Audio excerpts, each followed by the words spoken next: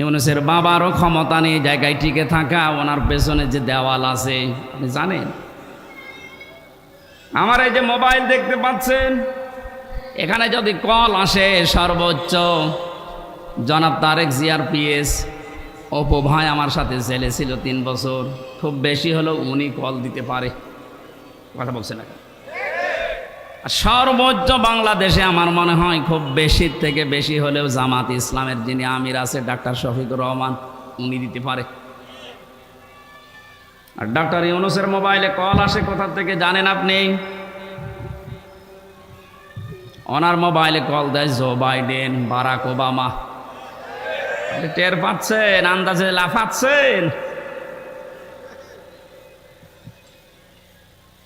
আমি শুধু ইঙ্গিত দিলাম, নিচে নামলাম না। আপনি আশা করি বুঝে ফেলেছেন।